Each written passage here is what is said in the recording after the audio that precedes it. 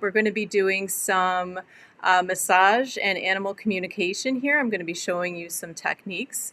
So get ready. I hope you have a little fur, animal with you for a kid, and if not, that's okay. You can still learn this stuff. So. Come on, all you doggies, won't you walk with me? I'm the puppet dog. Appreciate it if you do subscribe, if you are not subscribed, and if you could hit the like button. These things get this show out there and help it to grow and help other animals and their pet parents. But I'm just going to have you do a couple things because they're really kind of quickies to get centered and grounded. So we're just going to start by taking in a deep breath. I'm sure everyone is happy to do a little bit of centering and grounding after a long week. And the animals have taught me through the years that it is really essential, and how far sometimes off I am. I'll realize it when I go to do animal communication. So if everybody would just take in a really nice, slow, deep breath. Exhale, inhale as you would like. It can be through your nose, through your mouth, whatever works for you.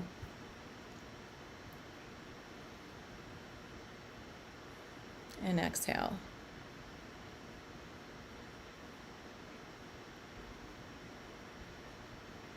And then just do that again and bring your shoulders up when you do it. Let those kind of roll, just letting out any tension you might be carrying in the body.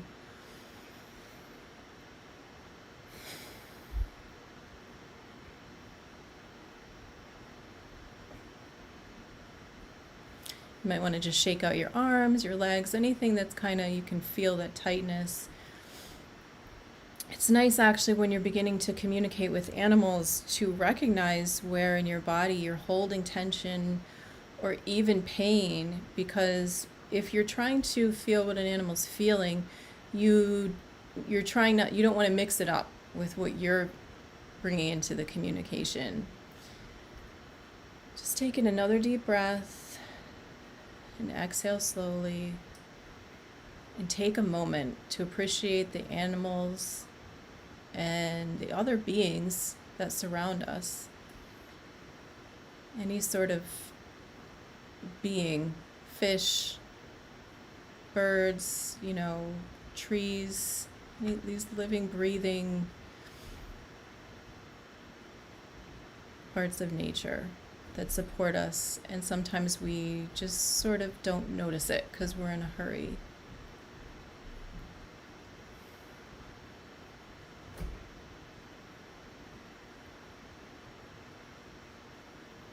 Which is okay, because we don't want this to be a judgment thing. It's just kind of how life is sometimes, especially in 2021, and it's just busy, cell phones, things like that. So animals show us that we can take some time to slow down, and if we can't do it for ourselves, doing it for them. So just to say a little bit about these points I'm going to show you. So there's a point right under your nose. This is called the governing vessel. This meridian, the governing vessel, runs back up over your head and down your back.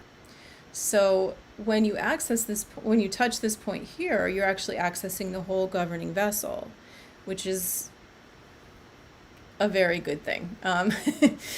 So I won't get into all the Chinese medicine stuff because this is just massage and communication tonight, but it's a very helpful thing for balancing your systems of the body. So under the nose, you're going to press here, just gently, and just, take a deep breath in.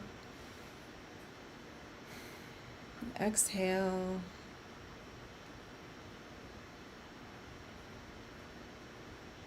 And take another deep breath in. And exhale.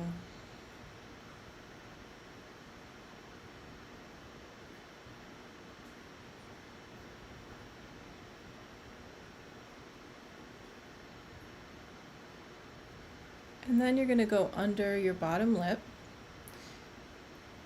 right above your chin, that little divot there, dip, whatever you want to call it. This is the conception vessel, and it runs the length of the front of your body. And it's another wonderful point because it helps so many different aspects of the body and different organ systems through in the philosophy of traditional Chinese medicine. And then you're also, of course, impacting the chakras that run along the conception vessel meridian.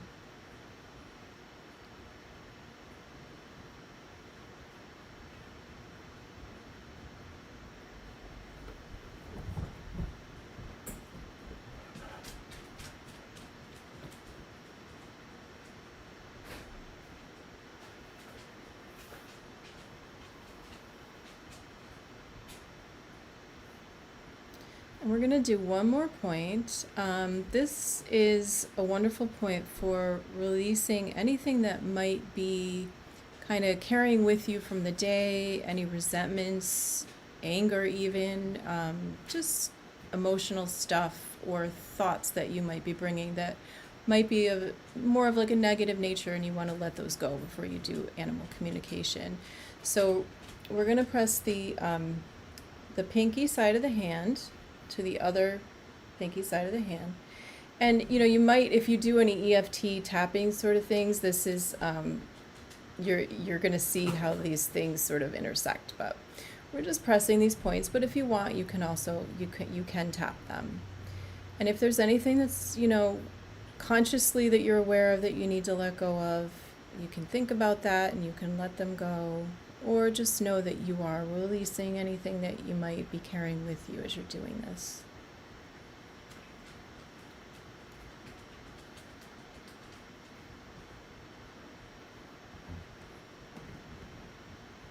All right, so do you guys feel any better after doing that? Do you kind of notice a difference in your energy? I know I do. It doesn't take much. Calming, yeah. Wonderful, good. Yeah, more relaxed. Yeah. It doesn't take much. It's incredible. And that's something you can do in your car, right before you have to go into a meeting or whatever, just before you go in your house, before you go to sleep. So, and there's definitely other points in that centering meditation. So, as I said, I'll put the link for Judy down there. So, animal communication is, this is sort of an overview we're doing tonight, but I'm going to talk about the basics of it and explain what it is, and we're going to do a little bit of it together. So animal communication is understanding what an animal is thinking and feeling, and also communicating back to the animal anything that you would like to communicate with them. And it's always interesting because I find that when I teach that people will begin to recognize pretty fast how they've already communicated with animals. If you're an animal lover, you're quite often people have already communicated with animals. So that is, excuse me, a central focus of when I teach, because I want people to recognize that this is something that we all have within us. It's not something that we have to think that, I can't do this. This is something special that this person does. I can't do it. It is something that you can do. Sometimes it just takes a little bit of focus and practice, but I believe that if you love animals and you want to take a little time, you can definitely do that. And the wonderful thing is that the animals love it when we communicate with them. They're always reflecting back to me when I talk with them how just happy they are. I mean, if you can imagine carrying around all these thoughts and feelings, and your family never really completely knows them. Obviously we know our animals, so we pick up on things, and we know their personalities and certain characteristics of them. And we know their hearts, and that's a really good thing. But at the same time, there's sometimes just things that we're missing because we're not going right to the source and finding out from them exactly what they're thinking and feeling. So with animal communication, we can do that. And I think that it's something that we are born with, as I said. I think that what happens is that sometimes as we're kind of growing up in society, it's just not something that's talked about. It's not something that is encouraged to grow, because most people don't really know how to do it. They're not consciously aware of it. So there's different tools that we use to communicate with animals, but it all really boils down to going into your heart center, going into your heart. And I hope that makes sense to people. But oh, wonderful, you're coming in from the UK. Oh, okay, yeah. Yeah, you can watch this. It'll be on here tomorrow if this is not a good time. Absolutely would love to have you to come back and watch it. So thank you, Dave, for stopping in. So it really is about connecting through the heart. And, I think that sometimes that just, okay, through the heart, that means like, when I love someone, it's my heart. Can the animals, someone's asking, can other animals that are not your own sense this communication from you? I do think they do. I do. I do talk about the Code of Ethics, which was developed by Penelope Smith. She is somebody who brought animal communication sort of to the public. And I did have an opportunity to do some training under her, which was great. She's, chock full of information, experience, and wisdom about animal communication. And she developed this Code of Ethics. And she has in the Code of Ethics where we are not to be talking to people's animals that are not our animals. And, that's just sort of like if somebody's child was there and you went over and you just started talking to them and asking them personal questions. At the same time, if an animal's just in someone's home and I'm just saying like, hi, how are you? That's okay. That kind of like surface level stuff. So, I do feel that they do pick up on it from me.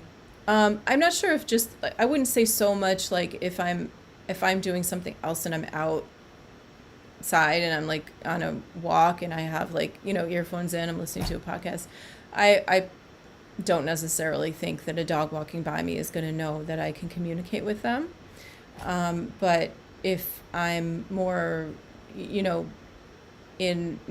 grounded in I'm not distracted, then I think that they can. Or if I'm focusing in on them, I think that's pretty easy for them to pick up on that fact. I'm not sure what that means. Hi, Ann Chill W Cat. Are you just saying to someone else who's called Ann Chill W Cat? That's a cute name, if that's what it is. Sorry if I'm confused. So, yeah. I think that, animals are communicating to each other all the time like this. So, okay, you're welcome. Hopefully that did make sense. Thank you. So that's how they communicate with each other, is they are, the word is really, the word that people would probably associate it with is telepathy.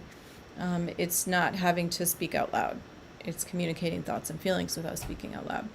And animals are picking up all the time on what we're thinking and feeling.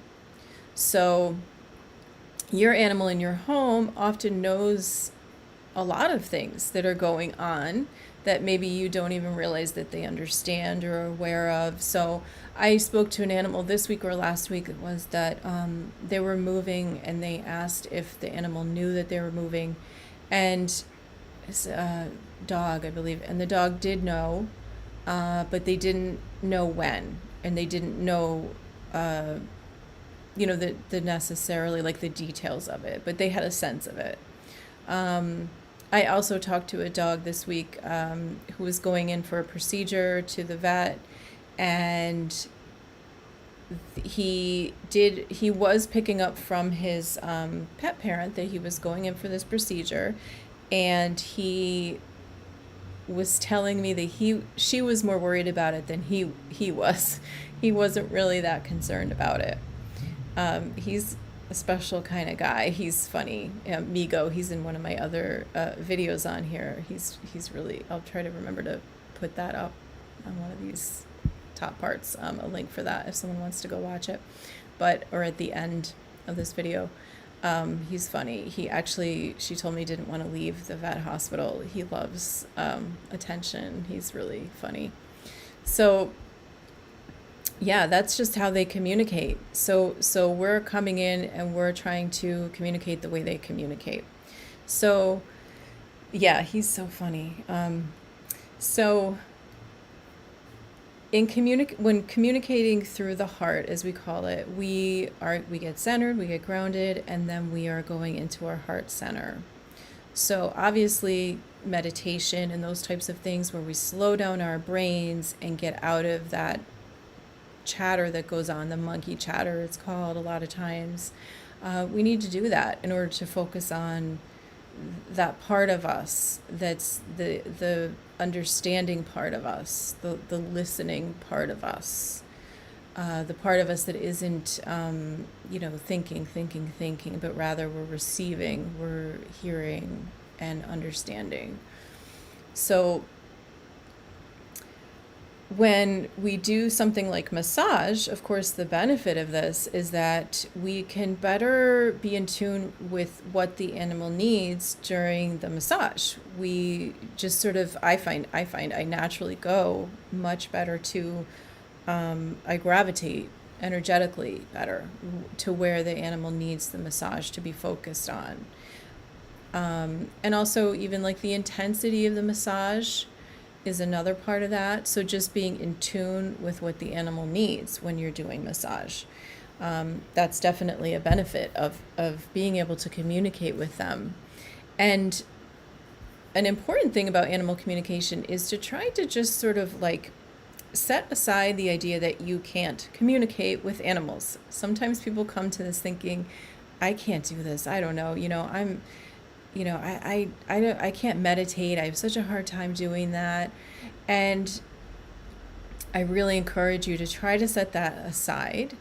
I do have a free MP3 on my website that you can download. It is free.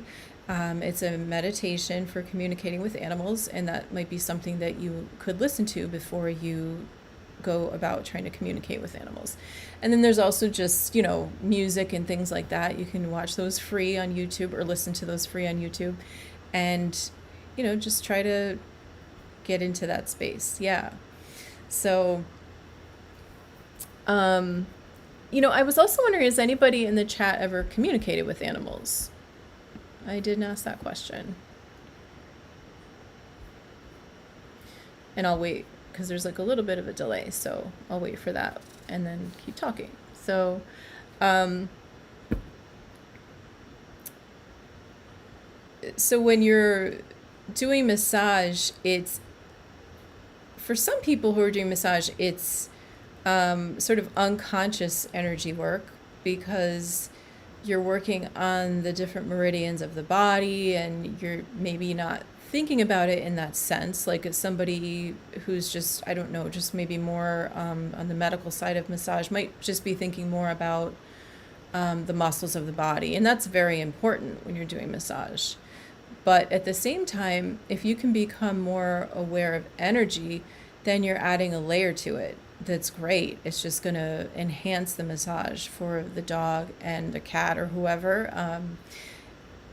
And also for yourself. I find it's really interesting that when I do massage, I just feel that I benefit too. It's just an interesting thing with energy. It's kind of like what goes around comes around.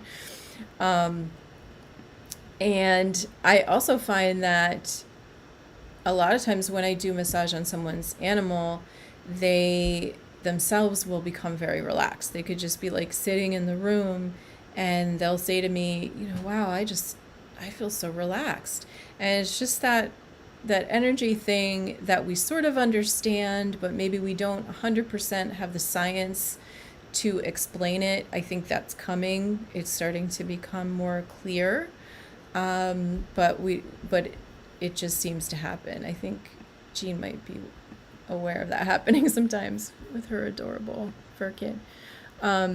So Anne says she's tried animal communication, but not sure if they can understand me. Can we hear via telepathy what they are saying, even though it is not words? And then Jennifer says, I think I can understand what my cat is saying, but I don't know. So let me just make sure I understand. So can we hear via telepathy what they are saying, even though it's not words? Yes. So I'm just going to take a little sip of this. My throat's getting a little dry. Excuse me. Yes, we can. We are able to hear through the different senses. So we might be receiving, and I should say receiving information through the different senses. Yeah, absolutely, Patty. Just connecting with love through the heart with animals has been my form of communication with animals, especially my dog, Bo. Absolutely. Yeah, that's it. That's kind of the crux of it. But if we are thinking about it in terms of the process of animal communication, we can use different senses, and we may not necessarily use all of them when we're communicating with an animal. We might receive information through like a visual where you're seeing. A lot of times I'll get they're like little movies that will go through my head, through my mind's eye. They might be images like a photo or just a picture, I should say, or an image. Or you might hear, and when I say hear, I mean it's not like necessarily a Dr. Dolittle thing where there's like a voice out here that you're hearing. It's like a knowledge of the words, a knowing of the words. It's sort of like you're thinking of a sentence, but it's not coming from you. It's all of a sudden there's just these words. So you might get a combination of things too. And then also what's very important is to feel. That is really, along with the heart, and I think they sort of go together, but feeling is so important, because if you miss the feeling, you tend to miss everything, or a lot of things. So if I get an image of something, it can take on a completely different meaning if I miss the feeling, if I get the feeling wrong, or if I don't tune into the feeling. You can also just know. You can just have a knowing, we call it. So in other words, you know that your animal needs to go outside, but maybe it isn't time for them to go outside. My dog just perked up. The last time I was on last week, literally the show started at 7. At 7 o'clock, she decided that she had to go out. So I had to put my like countdown thing on and mention it in the chat and run outside.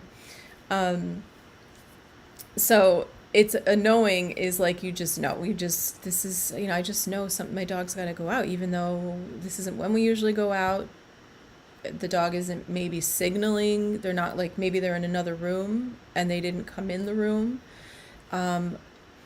Or you know that something's wrong with your animal, but they're not necessarily displaying anything obvious. You just sort of pick up that something isn't right, or it's extremely subtle. And a lot of times we will dismiss these things and say, well, I must have, seen something. And sometimes we do. We'll see like a change in behavior, of course, but you can at the same time, think that you've seen something, or, tell yourself you've seen something when you haven't necessarily. And at the same time, you can also have an experience like that and just completely have it blow by you and not even notice that you had that happen. Like, you just don't even think about it. So I encourage people to take note of those things. Try to kind of like become more aware of that. It's one of those things, I think, where when you decide that you're going to be aware of something, all of a sudden you just are. And you might want to jot it down, just start jotting those experiences down, because I think they're really helpful for confidence building, especially when you go back and look and you can see, oh, wow, I really did get that. And sometimes time goes by and time will tell you more about the situation. And you're like, wow, I really, I knew that was going on early on. So do that. It's really good. How come my text looks grayed out? I can see it. I'm not sure, but I can see it. Oh, okay, and you're dreaming of animals. Yeah, that is sometimes how some people do receive information, is through dreams. And it can be, sometimes it is coming about an animal, it is information. Sometimes it's a dream about, it's one of those funny things where it just, like you're saying here, sometimes it's like a puzzle. So it may not be about the animal, but take notice of those things, write them down, because it might become clearer.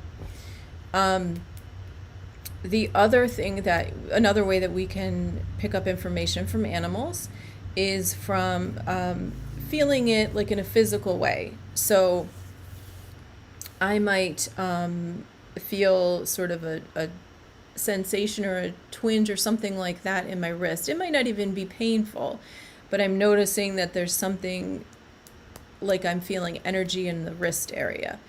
And that can be that the dog I'm speaking with is trying to communicate that they, I think this wolf is filled with dust. I think it was up in my closet.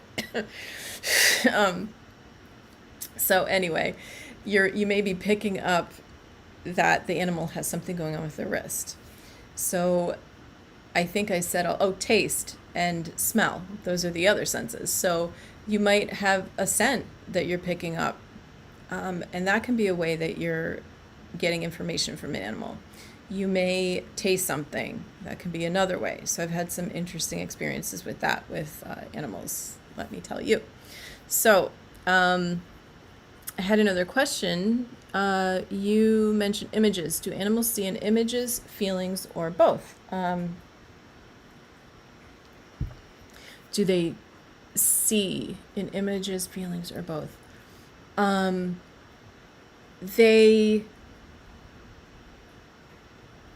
not 100% sure of the question, but let me try to answer it anyway. I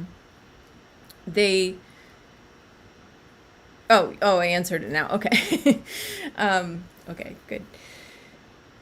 So yeah, those are all the senses that can be used to communicate, to receive information from animals. And when we're giving information to animals, we go into this heart space, we get centered, and then I'm going to show you how to do this. I'm going to do a little bit of a demonstration, or I'm going to speak you through it, guide you through it. But we are sending information to them energetically. So a lot of times I will send an image of what I'm trying to convey to the animal, and then I'll also add emotion to it, or feeling. So yeah, when you're about to be sick, like the night before, she sleeps near my head. Yeah, they pick up on those things. They're so sweet. That's so nice. Aw. I have a cat, Gracie, who I'd love to have her here, but as I mentioned, I can't get her to just sit here for this whole thing. So hence the dusty wolf dog. She will come to me if anything is going on. I could have a tiny little bit of a stomach ache and just kind of be lying down, and she'll come over and lie on my stomach. Or I could be sad about something, and she'll literally come from a complete other room and come running up to me and sit with me. So animals are really picking up on the energy of what we're experiencing a lot more than we might think. And they're just little healers too. Yeah, it's so sweet. They're healers. Their energy can be so healing, and it's so non-judgmental, that I think it's just so easy to be so kind of completely like vulnerable with them. So when we are, let's just say that we're going to be doing this for the purposes of, in this situation, we're going to be doing some massage moves with our pets. We're going to go into this heart space. So we've gotten a little grounded. We may want to repeat this a little bit, kind of, I know I've been talking and in my head, you might be typing or whatever into the phone, texting into the phone. But just go back there, put your finger again under your lip, and sometimes I'll also use my pinky. That is the heart meridian, so it makes a little more sense to use that. And take in a deep breath and exhale.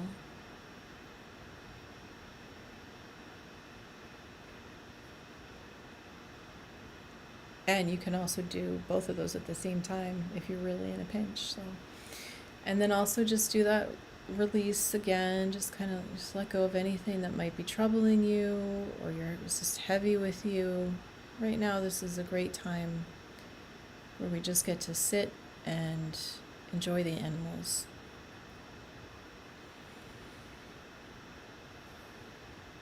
Sometimes I will just be communicating with them and find that in doing that, people will get back to me and say, there's been a change, and it was just having the conversation. So it's really amazing what just having a conversation can do to change a behavior or, help an animal out emotionally and helps to support them. If you think about how we are as people, we just sometimes need to be heard.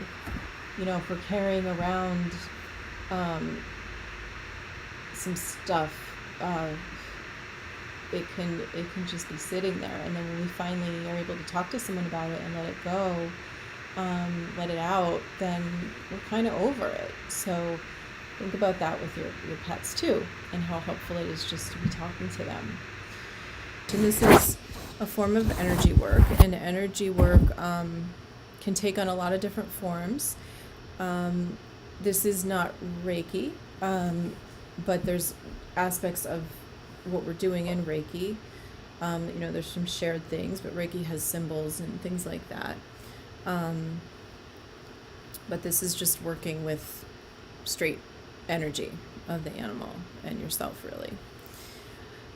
Okay, so let's just have our little animal here, living or stuffed, although I tend to think the stuffed are living in some level, but that's just a carryover from childhood, I guess, that I can't let go of. Taking in a deep breath and letting it go, and just focus on your heart chakra right there in the center of your chest. Breathe into that heart center.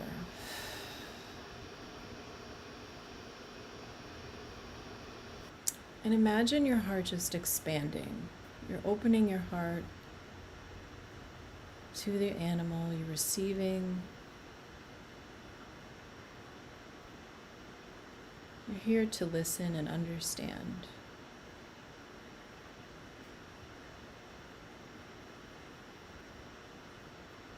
And just, even if your pet is not with you, they don't have to be. You can just have their image in your mind's eye. Just say to them that you're learning to communicate with them, and this is part of the practice. And you hope that they will help you. And trust, most of all trust, because this is something that, again, you are born with, and animals are so willing to do. So they're going to help us out. And I think it is always nice too when we're doing energy work of any kind, because we are, opening ourselves up to ask for protection. That can mean different things to different people. I will ask God for protection from anything that's negative.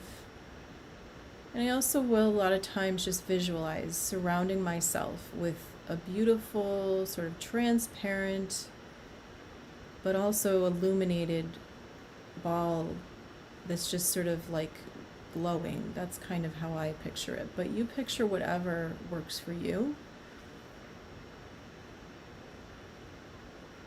And you can also surround your pet with that.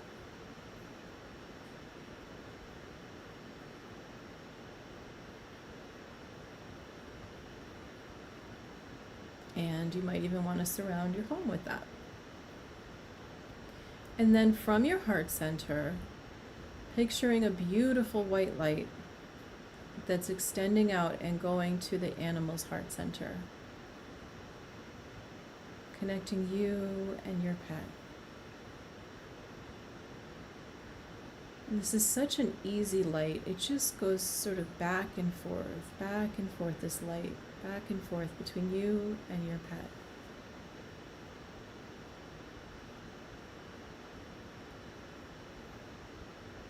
And if there's any part of you that's feeling like you're not grounded, just visualize a silver cord that extends from the top of your head, which is where your crown chakra is, down through the center of your body and extends all the way down into the earth, way, way down into the center. And it anchors there. And it also receives help from the earth, from nature.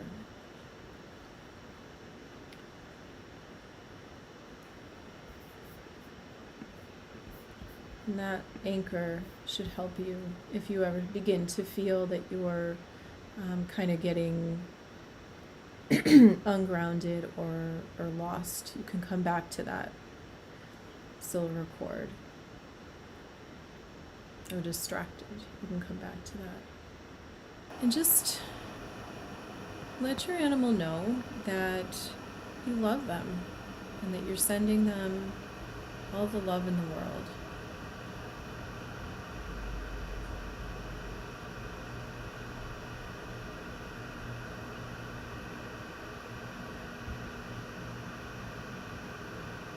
I'm going to ask you a few questions that you can, or give you a few questions that you can ask your animal. And if you want, you can put them in the chat. I'm just going to give you a few things and then, wait till you get all that information before you go back to the technology part. And through that white light that's going from your heart to your animal's heart, you can just ask them to let you know if there's anything that they would like, if there's anything just special that they want in their lives that you could do for them maybe, if there's anything they'd like to change.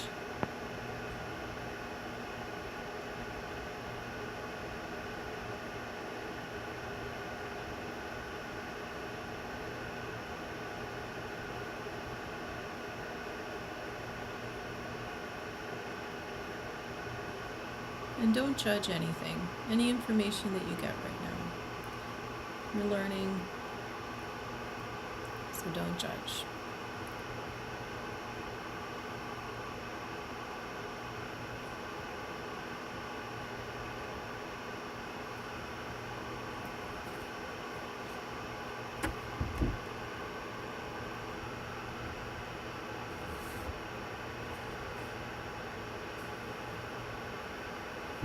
And then also you're going to ask your animal, excuse me, if they could let you know if there's any message that they have for you, anything in particular that they would like just to help you with or let you know.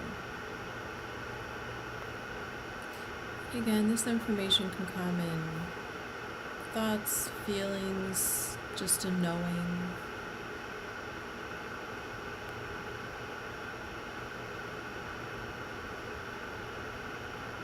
And just trust what you get right now.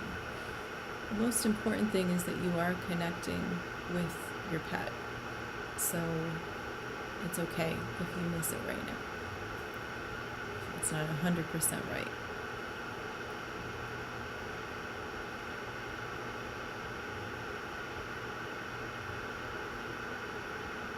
I'm so glad that this feels like a relaxing, peaceful place.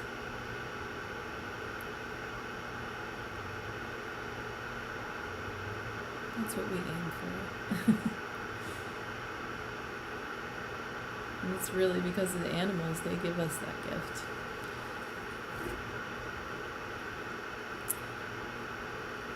And then you're going to put your hand on your animal if you haven't already. And you're going to just give them a long stroke from the base of like right where their neck is, or top of their head even, right down their spine gently. It's a little bit more intentional maybe as you're doing this than a usual pet. You're thinking about it, about that feeling of petting them. And going a little slower even maybe than you would if you're petting them usually.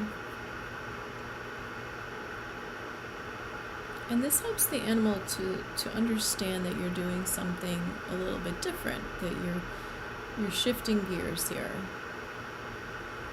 And let your pet know that you are going to be trying to do some nice, relaxing massage with them, that you want to help them to feel good.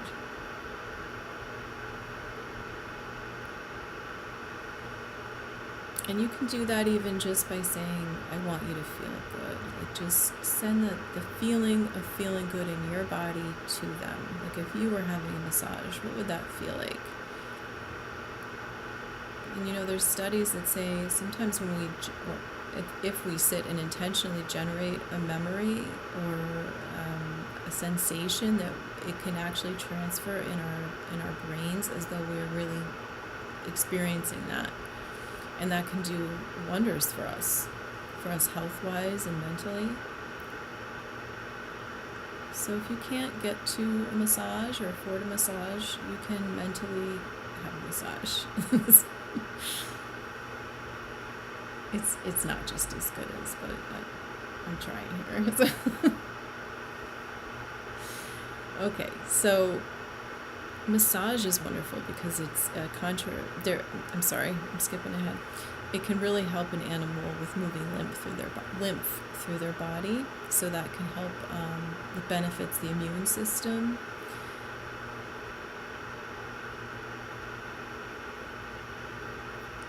It can help them physically, mentally. It can help to loosen their muscles, relax their muscles. And we're not doing anything heavy duty here tonight, but when someone's trained, when they've had surgery, massage can be wonderful to help them to speed up the healing after surgery or an injury. And it's even something you can do, just kind of doing massage. Of course, always talk to your veterinarian. I even always get approval from a person's vet before I begin massage with them. Just make sure that it's okay, but you can do massage just generally speaking on their body if they're not, if they've come out of an injury or a surgery. You just stay away from the area where that happened.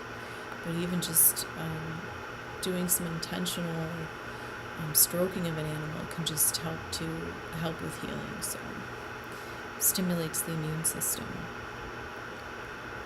Okay, so I'm going to show you something called, and contraindications would be a fever, a systemic infection, and there are some heart conditions and also cancer treatments, so check with your veterinarian, like I mentioned. But if your animal's, in good health, there's no reason that you couldn't go in and do some massage.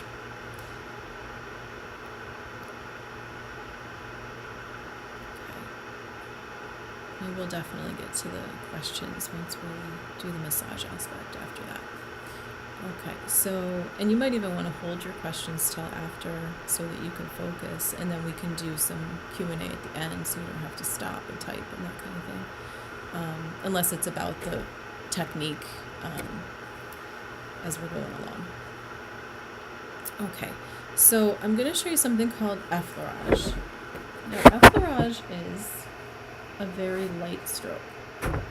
And it helps to prepare the muscles of the body for deeper work if we're going to be doing that. You probably won't be doing really deep work, but it's also very relaxing and helps with everything I mentioned previously, like supporting the immune system and helping to remove toxins. Okay, so Effleurage would be something, and you're also using, just to show you, the palm of your hand. So sometimes when we pet, we might not be like, we're just kind of doing that. Maybe we're using our fingertips. It's not a fake dog, little fur flying in dust. But when we're doing this, we're using the palm of our hand, and we're doing this with intention. And you can do this Effleurage stroke. I'm going to disconnect my wire here, but I do need to shift so you can see better. Let me turn him this way. Okay. So, there he is. Okay. So an Effleurage stroke, you could just do right where the shoulders are. So this is kind of like the base of his, let's say that's the base of his neck, and these are his shoulders here. So if you came up the shoulders here, and you put your palms here, and then you're going to go back like this with intention. Some people call this angel wings. The obvious one. You can even go right down their arms when you do this. Just follow that through.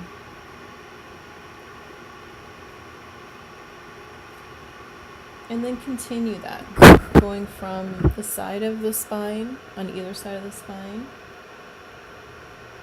not putting pressure on the spine. And continue to do that as you work your way down. I kind of can't do this.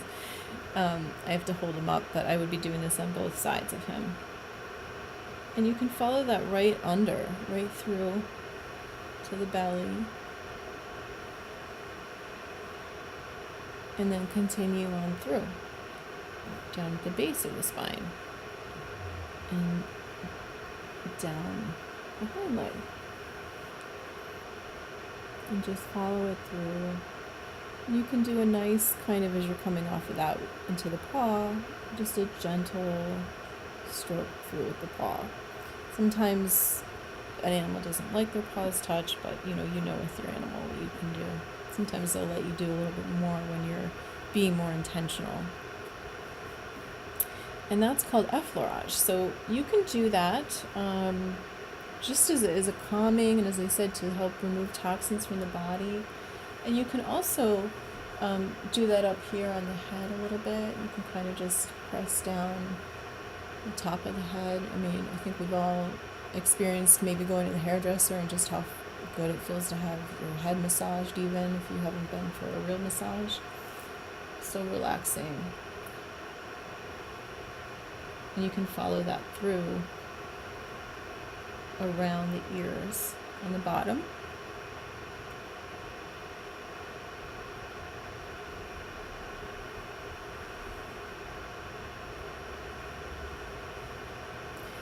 And then just go back down the spine, doing that sort of intentional follow through, but not too hard, just sort of a light pressure. And when you get to the tail too, you can very, very gently kind of pull the tail. But we don't want to do that too hard. That's a continuation of their spine, so we don't want to tug it or anything like that. We just want to kind of do it nice like that.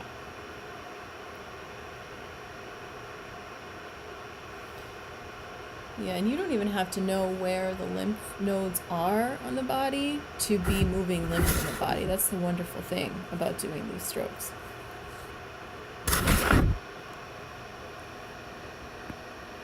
You can even come up here and kind of do a nice jaw, like right along here.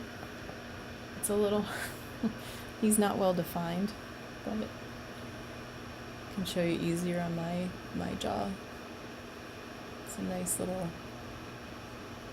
we don't want to come to the front of the throat, but just coming down a little bit on the side here. And from the ears, behind the ears. So relaxing. And the next move I'm going to show you is called Petrissage, and this is very similar to like kneading bread. That's the way probably the best description of it. So this helps, you're going to do this more with the larger muscles of the body. So just move him around. So this would be like the hip area, the back of the thigh. I should say the back of the thigh, not really the back, because you can do a little bit of this here, actually, depending on the animal and their like sensitivity. Also the back of the thigh, as I was saying, and the arms too. So this is just, as I said, like kneading bread.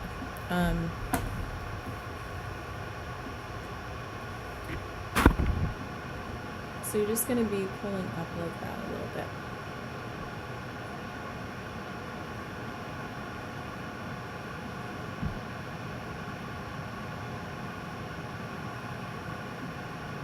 So it's like, going to be a little bit easier to do it in areas where there's just a little bit more muscle, a little bit more meat to grab onto. And it's gentle. You're not going to tug. This is the nice thing about the wolf too. I can show you things you shouldn't do without really hurting him. Unless I am really. So, like this.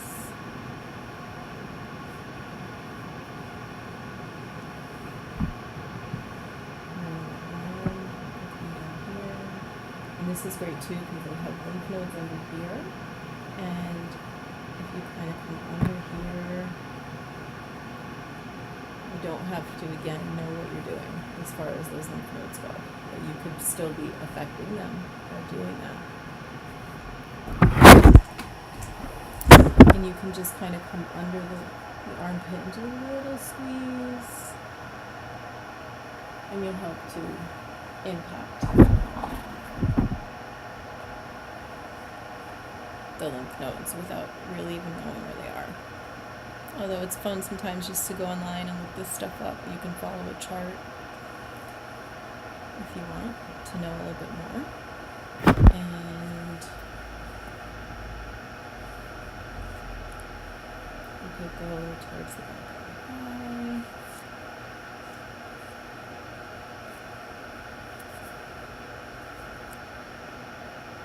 And there's lymph nodes under here too, so you're going to be helping to move lymph in that part of the body as well.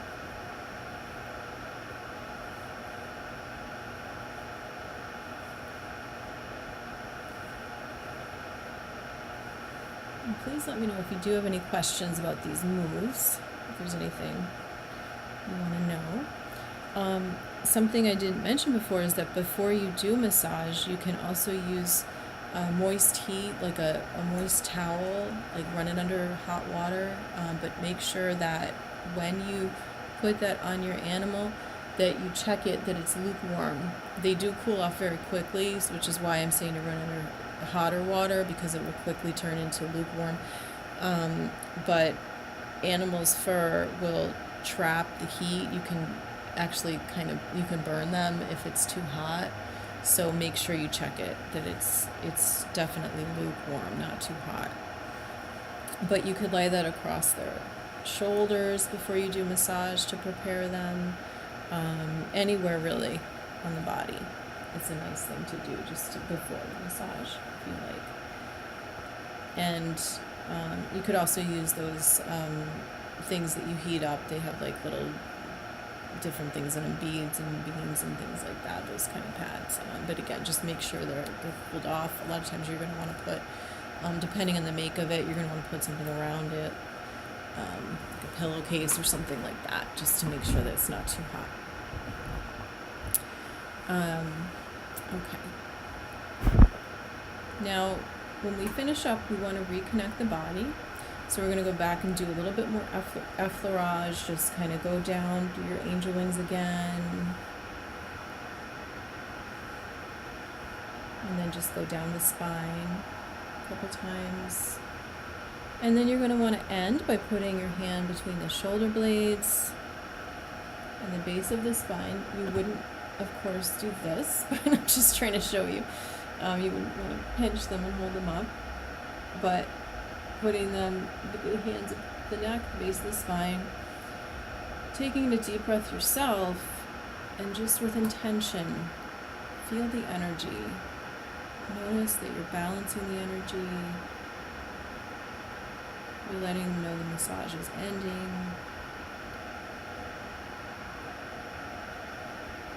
And that is a little massage session.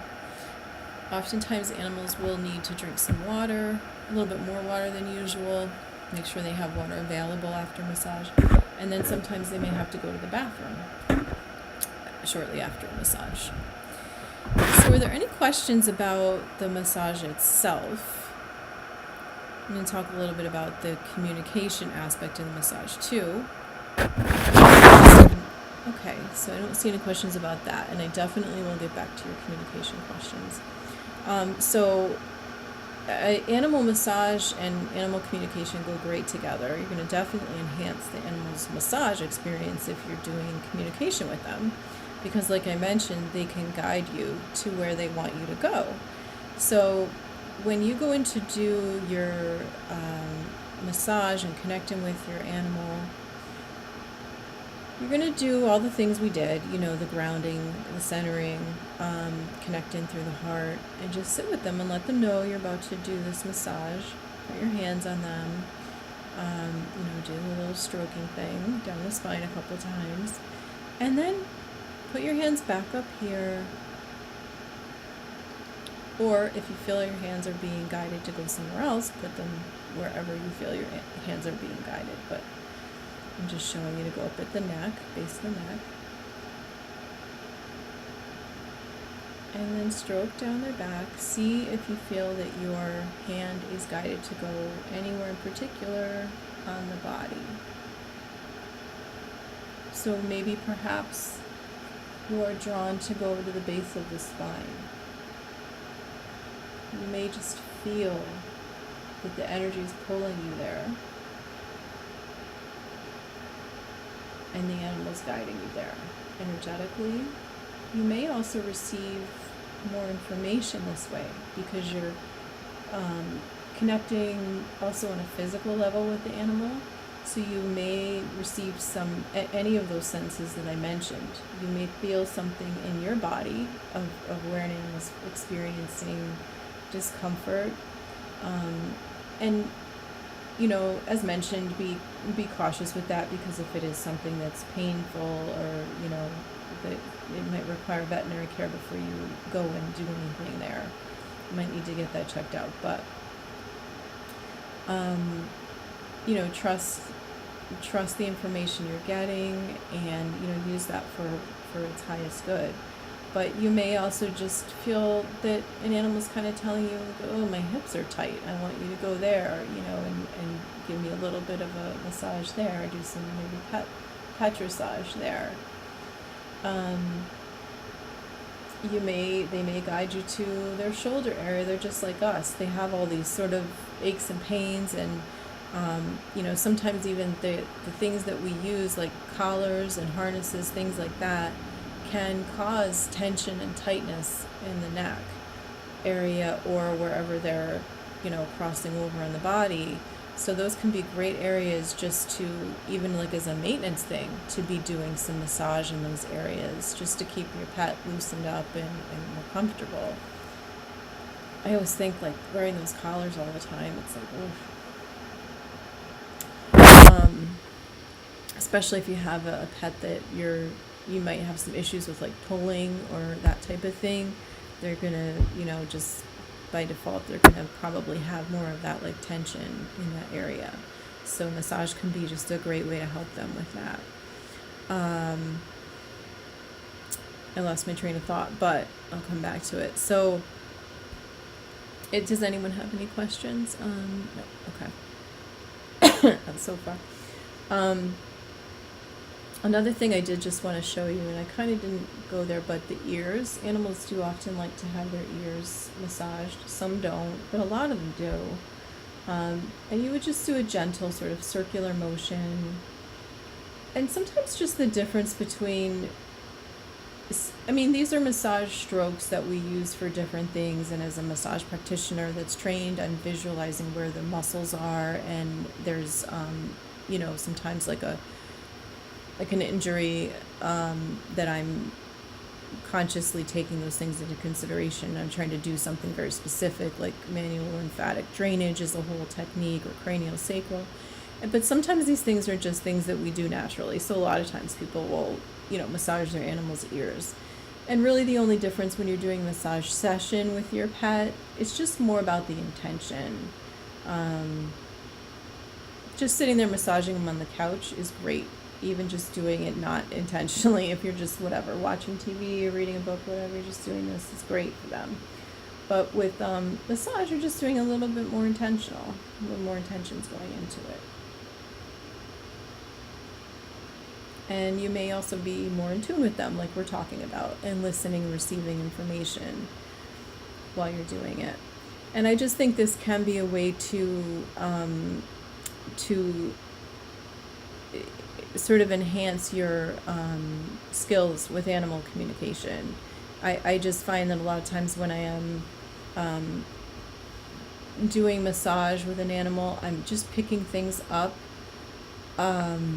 A lot of times it is more on a physical level when I'm, obviously if I'm being paid to do a massage session, then that's more what I'm going to be focusing on. But if I'm just massaging my dog or cat at home, I'm going to be sometimes just receiving information that maybe I wouldn't have, because this has helped me to be more intentional and focused and sit with them, and I just am going to get more information. So I think it can help you if you're trying to learn to communicate with animals. This is a good way to sometimes to make bigger strides, is to be doing this kind of a thing with them. And sometimes there's a time and a place for just sitting and receiving information in animal communication, but you're going to learn those things. If you decide that you want to continue trying to do these things and practice them, maybe even go for, classes either with myself or me or someone else,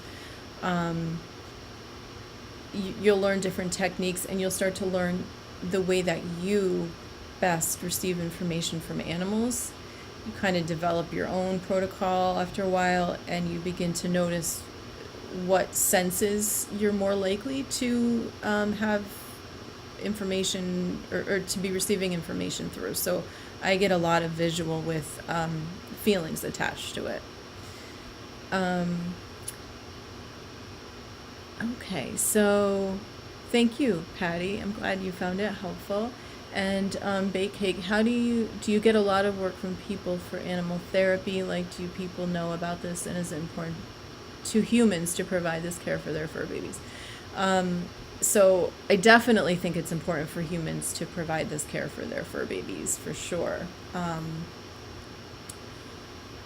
would say it's a great way to not only emotionally help your pet, just to help them feel good, but I would say that on some level you're probably doing something to improve their health.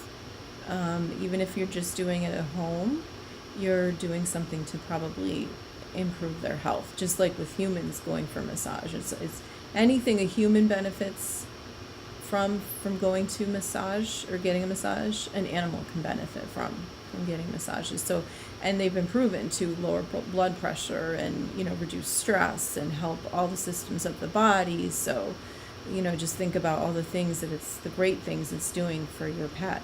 to be massaging them. Even just at home, doing these simple things can be great for them, just maintenance. And do you get a lot of work from people for animal therapy? Obviously things got a little weird with COVID, but yes, things have increased for sure. I did my first practitioner level.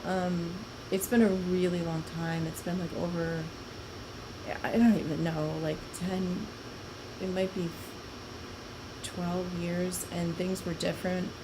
Things have changed. Like, people are becoming more aware of these other ways that they can help their animals, where maybe they don't necessarily want to have the first thing be, first of all, maybe people are starting to realize more. I do think people are starting to realize more for themselves, and then this transfers to, of course, their animals, that prevention is key. So this massage is a great way to prevent problems down the road. And then if it's advised by their vet, that it can be a way maybe to help stave off, to not have to use maybe some medications. So it's something that has increased. I would say I probably get more animal communication work than massage and acupressure, but again, that's changing. So good question.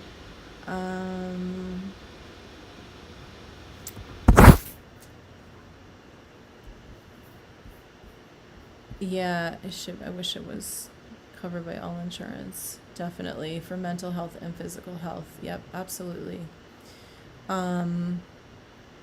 So going back, some people had some questions. Should tell me why her eyelids and ears itch. It's not all the time though. So yeah, that could be something going on with an allergy. It could be, if it's not all the time, if it's, different seasons, then you're looking at probably something environmental. But you can always check with your vet. But it could also be a food issue. It could be a food allergy. So maybe that's why it's not all the time, that it's only coming up when they're eating certain foods. The other thing about allergies that we're starting to see, I think, is that, oh good, Coco enjoyed it, good, that there can be stomach related stuff. Like, trying to get the stomach balanced is a huge part of health in general. And so that could be something that's going on too, is that you want to get the stomach in balance. And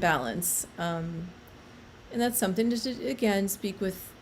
It tends to be more of a holistic vet kind of a conversation, where they're going to see things in that way, that the connection between bacteria in the gut and just that type of thing. Although not more traditional Western vets too are starting to get this stuff. It's starting to become more prevalent. And I do also have a couple interviews with some holistic vets on here. Dr. Gerald Bukoff is one of them. And oh my gosh, her name just went out of my head. I feel so terrible. I will put I'll put a card or a thing up here so that you could check her out too. But it's in my playlist. You'll see from my interviews. She's great, and she has a French name, and I'm so sorry. She's wonderful. It's 8:50 at night, so some things are like, my brain's not as sharp right now, but, and yes, probiotics. Again, I can't tell people what their pet should be taking as far as supplements go, but I use probiotics. I think that they can be very helpful, and I've seen vets more and more telling people to use probiotics. Thank you, Jennifer. I really appreciate that. People hitting the like button, because that does happen. I do it myself. I'll be watching a live on YouTube or in a chat, and I just forget that the like button's even there, because you kind of have to minimize the chat or something to see it. I can't think of it now, but And yes, from what I've learned about, yeah, trauma, physical touch is one of the most beneficial therapies for healing. Yeah, absolutely. It can definitely be so good. So, somebody had another question. What was the other question? Patty had a question. Where was that? I know it was there. Patty. Oh, do you have any suggestions for my dog Bo? We live on a busy street and he is barking and stimulated frequently, which does get quite annoying at times. I actually have a similar issue with my dog, my German Shepherd. There are situations that I think sometimes just come down to plain old, you have to do training kind of stuff. I am doing some training with him about that. I talked about that a few episodes ago on my Major Biden episodes about that I was going to be focusing on training with him this spring. There's some techniques about that because that's in their nature to do that a lot of the time, whether it's that they're afraid and they're protecting themselves or that they're protecting your home and it's a territorial thing. It can be either one or both. But there's different methods for how to help to minimize that or to stop it completely. So I think a lot of that does come down to training.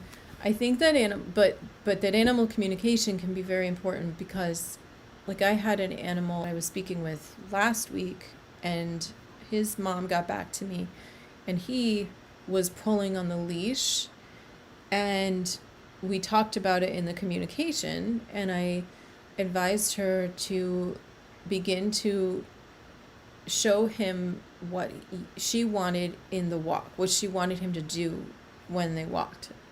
So just like we did today, like, doing a sort of little bit of an animal communication, doing it at least once a day with them, sitting down and showing them that image because you want to keep it fresh in their minds. Doing it right before the walk is obviously ideal. But pretty quickly, I mean, she was letting me know within a week, I would say, that he was no longer pulling. So I was very happy to hear that. And I think it came from her diligence, from her keeping it up and, keeping it going and showing him and reinforcing it with him through animal communication. So I really think that training and animal communication go hand in hand because you're showing them through the animal communication what you want. You're listening to them and finding out what maybe is hindering their progress in their training. And, it for obvious reasons, it's just like if you were working with someone who's learning how to play baseball or something, like, that it's feedback, it's back and forth, telling them, well, if this is what you want to do and this is the steps, this is what we want to see. And then they're letting well, I'm having a problem with this or that, this is part of what my issue is. So, I think it can be great for that. All I could do that worked was to bring them inside when they were barking at traffic, foot traffic. I rewarded them probably. Oh, yeah. Well, if you were bringing them inside when they were barking, if they wanted to go inside, then you're rewarding them probably, yeah, if that's what their goal was, if they like to go inside. So yeah, sometimes, it happens. Like I said, I've got stuff. I've always got stuff that I've got to work with my animals. So, nobody's perfect. And, some animals a lot of animals, and this is a good thing, are coming from shelters, but that can mean that they're coming with stuff that we then need to work on. And it's better to just be honest with ourselves and say, okay, this is an issue. We need to work on this. And it's okay. It happens. This is part of adopting a dog, and even not adopting a dog, you still have stuff you have to work on. So, and some cats too. So, definitely there can be stuff with cats too. And all of these, the Effleurage, the Petrissage, these are also things that you can do with cats. I would consult with a vet if you have other types of animals, like, I don't know, a ferret or a hamster or something like that. But I would think that you can, transfer it. Just check with your veterinarian. So, were there any questions that were coming up for people? Were there any, did anybody feel like those questions were getting answered? Did you receive any information that you maybe would even want to share with us from the communication that you did? Turtle massage. Yeah, maybe those little bottom legs. But you could do energy work with a turtle, or any animal for that matter. You can do energy work with them. You can even just put your hands on them and just send them love and white light, and you could do that with them. So even the little turtle guy. Do people feel like they will be able to transfer this? Do you feel like this might be something that you'll practice, or maybe even use my MP3 that I have on my website? It's on the first page, by the way. I always forget to mention that. It is on the first page of my website. You scroll down. Maybe I need to move it up or something so people can see it better, but it's on there, and it's a free download. I think it will ask you for your email, but that, if you, I forget if you, I don't know, if it looks like you're automatically being put on my email list, you do have to confirm, but if you don't want to be on it, you can always let me know. I can take you off of it, but it will require you to enter your email to get the MP3, but it is free, so... Okay. Oh, thank you, Baked Cake. So what I've seen is amazing. I'll be watching this. I am grateful to know this information, though I don't have a pet. I feel everyone should know this. Yeah, definitely. It's wonderful, and I appreciate people sharing it, with anybody that they know who could benefit from this. People that have animals. You could be that person, the auntie that comes over and works on your friend's animals. So, I think I talk about this all the time, but animal communication is so important because I think that the animals have a lot to teach us. They have so much to teach us. They've definitely impacted the way that I interact with humans and the world in general, and taken care of myself. Even I probably wouldn't even be as healthy, or try to be as healthy. It's a motivation to be healthy because you want to be in a good energetic space to be communicating with them. And if you don't take care of yourself, then it may present a block. So it's a motivator for me to take better care of myself so that I can be able to do this. And being able to hear what the animals have to say, I really do just believe it makes this world a better place. And we need to be teaching people from a young age to do it. So I feel Coco knew I was connecting, but I don't feel I received a message. But she loved the massage. Yes, I will try again. Thank you. And that's fine. The fact that you were connecting is awesome. That is all you need to know at this point. You don't necessarily have had to have gotten, the information. That's okay. Just the connection is what's really important. And keep practicing. Yeah, absolutely.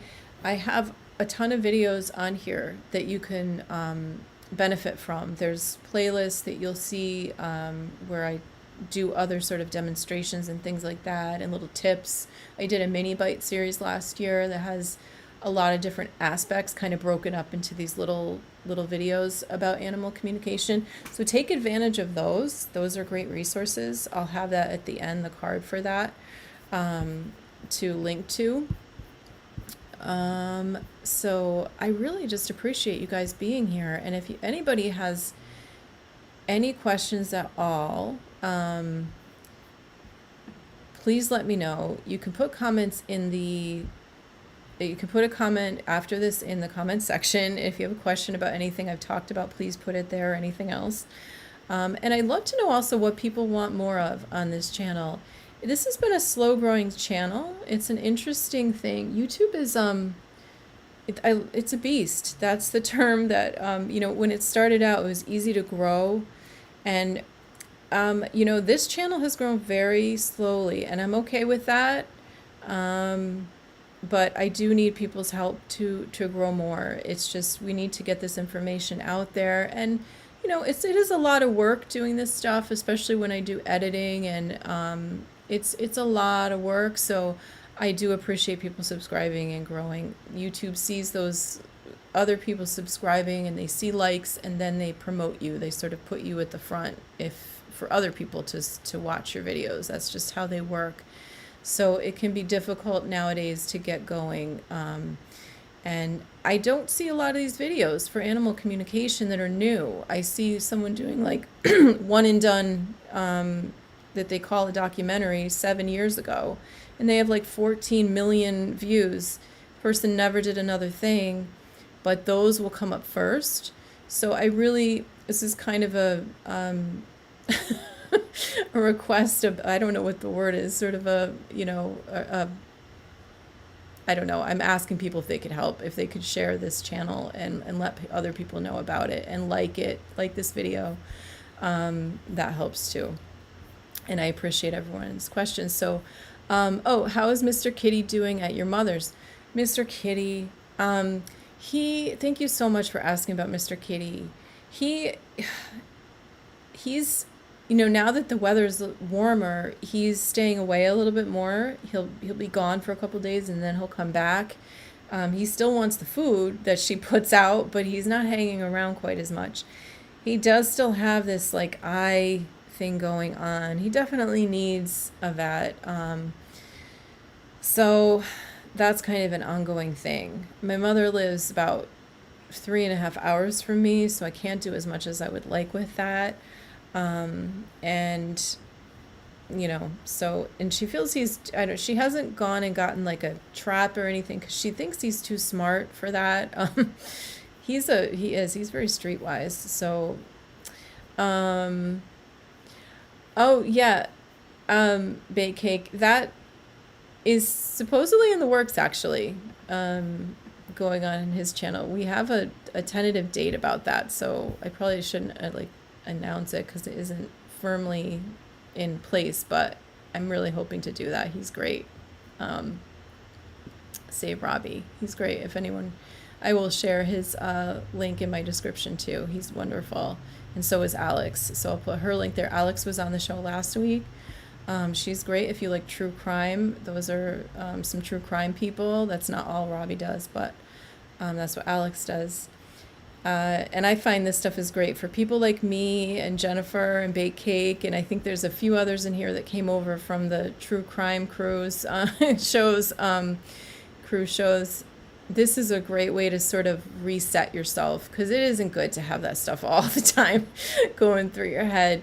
This is a way to detach from that and reset. And it's so light. The animals are so filled with light and love, and we can fill ourselves up with that and then go back to those things, I think, in a better state of mind. But I love that stuff, so I'll never stop probably watching it. Yep, Seeking the Truth with Dave, Barton. Yeah, Crime and the Dogs. Yeah, that's what we tried to do. We did a little bit of that last week. I am seeking a canine person. If anyone knows a canine person who would want to come on and do some commentary about some of the true crime stuff, or if they don't, I understand that, because if you are in the kind of canine search and rescue or anything like that, maybe you don't want to comment on the work of other canines out there. I don't know, but even just to come on and talk about it would be great. John Wick Williams came on here and talked about, he's retired now, but he was a military canine trainer and really, really strong background in that. But I'm looking for someone who's actively doing like search and rescue stuff, because he wasn't really doing that. He was doing the military stuff. So, but he's great. And somebody else, I think, had a question. Mr. Kitty. Yeah, we want Mr. Kitty to get better. Oh, my kitty has alopecia and right now, and I know that massage will help him to relax and stop pulling at his fur. Yeah, definitely. Aw, the poor kitty. Yeah, that would be soothing for him. Yes, this is great therapy after watching so much true crime. Yeah, definitely. Maybe we wouldn't have so much crime if people were taught how to listen and ground themselves and hear from animals that are so loving and pure. Maybe we just wouldn't have all that or so much of it. Bye, Jennifer. Thank you so much for being here, and thank you for doing the mod last week.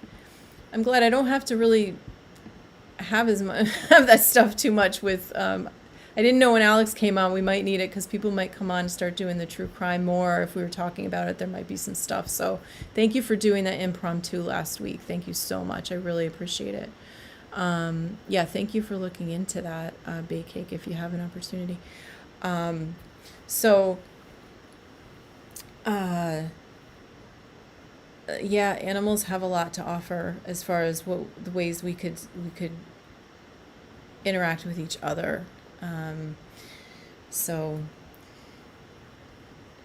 good night. Yeah. And one of the things I mentioned last week was the way that people have used animals in some of these criminal cases, the way that animals have been impacted by these crimes.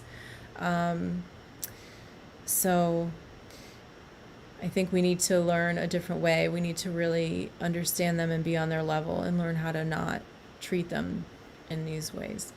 Yeah, I know that is, that's so hard. I don't know what to do. I'm trying different things right now with changing his food and different laundry detergent. Yeah, that's such an important thing. I'm so glad you brought that up. Toxins in the home can be so harmful to our pets.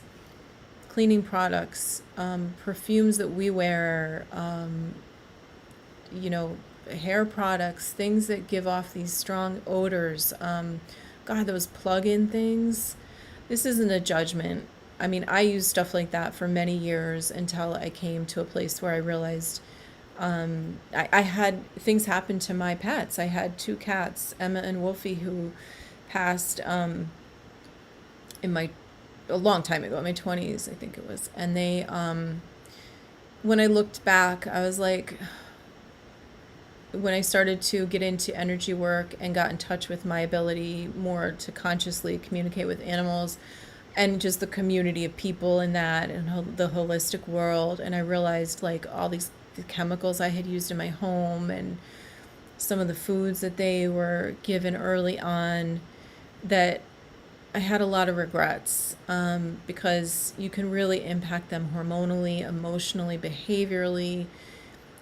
Sometimes just cleaning up your home, getting rid of the toxins that maybe you're using, the chemicals, can cause huge shifts in their behavior, their health, the stuff you're putting on yourself. And that's what I mean. Sometimes it's our animals that motivate us to take care of ourselves better.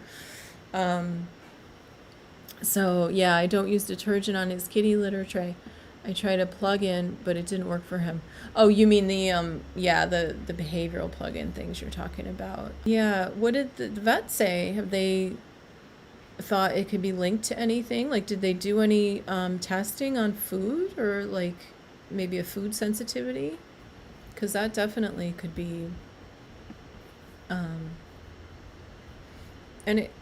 it could be stress too, but for some reason I'm not necessarily getting stressed with that. I'm not picking that up. I'm feeling like something else, but stress can definitely cause animals to do over grooming and stuff like that. Those strange behaviors like that. I don't give him soy or grains. Yeah. The poor little guy. Yeah, you might want to check out the, talk to your vet about doing food sensitivity testing and see if it could be related to that. Like, it could be a protein that isn't good for them. Excuse me, like a chicken isn't good for them, that kind of thing. It can be just different for different animals. I mean, one thing I can tell you is I'm a strong believer in raw feeding when it comes to skin issues, a lot of different issues. Feeding animals raw can just change things dramatically sometimes. So, the vet wanted to put him on antidepressants. Okay.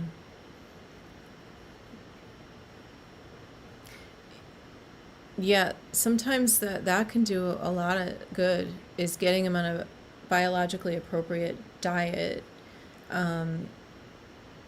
There's a great video out there by Dr. Becker who talks about the biologically appropriate diets, which just means getting back to what's good for that particular species, what kind of foods really are going to nurture them and help them and improve their immune system and help their behavior, because it's what they're just predisposed to be eating. And a lot of the foods that are out there are going against that. They're not benefiting them that way. He's always been a bit anxious. Seafood, wet food. Okay.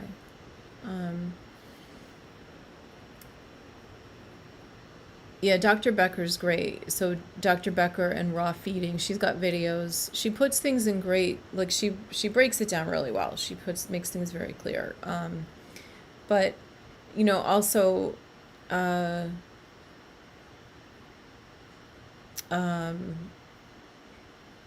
if it is, if he was coming to the point where, if your vet decided that this was more of like a behavioral type of thing, like wanted to put him on antidepressants, I mean, there are other things that you can do holistically. There's like massage, acupressure, and I have some videos here with stress-related, acupressure points for stress that you might want to check out too.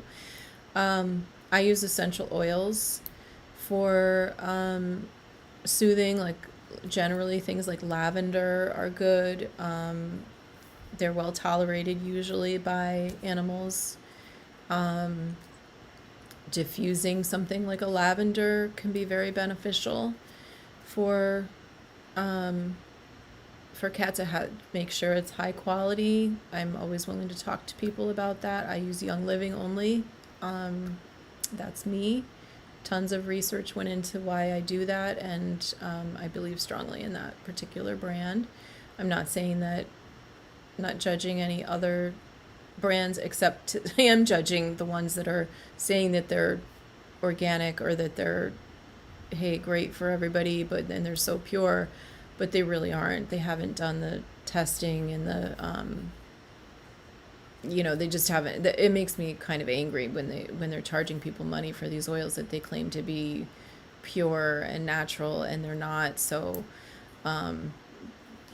but as far as the kind of higher quality oils, I just really like Young Living. I trust Young Living. I've done a lot of work with them, a lot of research, a lot of community networking, things like that, a lot of learning, and that's the one I've come down to, especially with animals. So I can always talk to you about that. And I have a free handbook on my website. It's on the same front page of my website as the free MP3.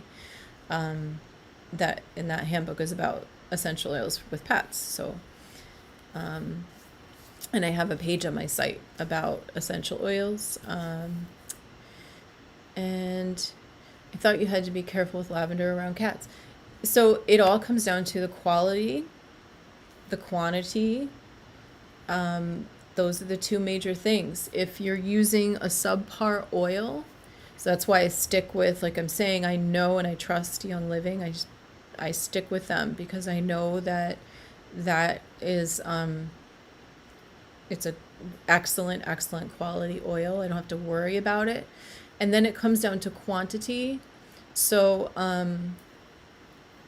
there are specific actually oils for pets on the Young Living site, and I'm always willing to talk to anybody about this stuff. I don't charge to talk to you about essential oils. Like if you wanted to set up a phone call, or if you want to email me or what have you, whatever's your favorite form of communication, There's something called Trauma Life. I love Trauma Life. It's an animal specific oil.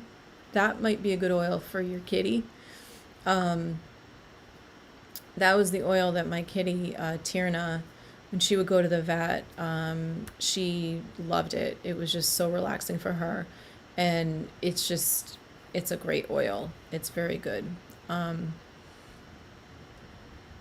and vaporizers spewing oils onto surfaces where they walk and pick it up on their paws. Well, you're not really supposed to put essential oils in vaporizers normally. Yes, Trauma Life. That's the one. No, I'm sorry. I'm getting that confused. I'm sorry. It's Tea Away. That's the name of it. There's an oil called Trauma Life for people, and I was getting the two confused. Tea Away is the name of the oil for pets. They have a line of pet oils. Specifically, they're called Animal Scents. And I liked, those are kind of set up specifically for pets. So the Tea Away is really good for like just all the things that you're talking about. As I said, it was great for my cat Tierna when she would go to the vet. Unfortunately, she passed a few months back, but that was the oil that I found really helped her, which should just be calm and relaxed. But yeah, there's specific diffusers that you use with essential oils that shouldn't be spewing oils everywhere.